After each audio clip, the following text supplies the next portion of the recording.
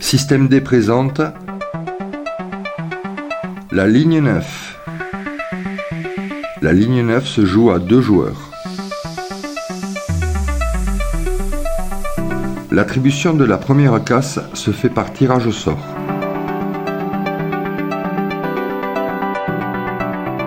Le plateau de jeu représente une composition de 4 formes de zones. Chaque zone distribue 1 à 3 bases de lancer, cercle vert.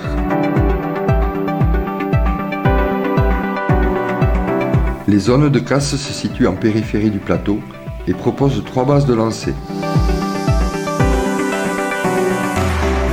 L'attribution des bases de lancer se fera en fonction de la situation du palais de lancer sur le plateau de jeu. Le palais touche le cercle de la zone, il appartiendra à la zone suivante, située vers l'extérieur du plateau de jeu. Le palais est en contact avec un des rayons, il disposera seulement de la base d'où convergent le ou les rayons. Il peut arriver qu'une ou plusieurs bases soient occupées ou mordues par un des palais numérotés. Le joueur devra se contenter de la ou des bases disponibles que lui propose la zone.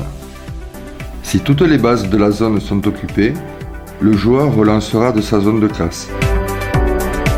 Chaque joueur dispose de 9 pions marqueurs pour matérialiser les palais expédiés dans les puits situés en périphérie du plateau de jeu. Il posera un pion sur la ligne correspondante à la valeur du palais concerné. Chaque coup réussi permet de rejouer.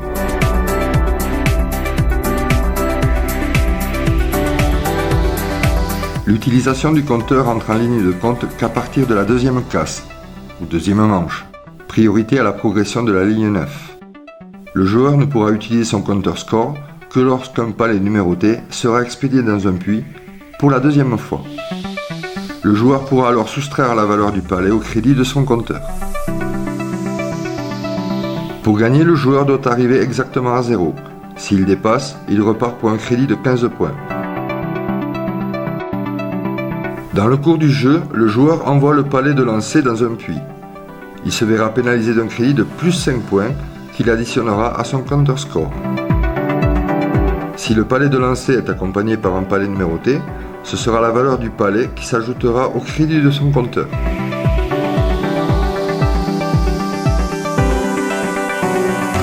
Le joueur qui obtient ou dépasse 50 points perd la partie.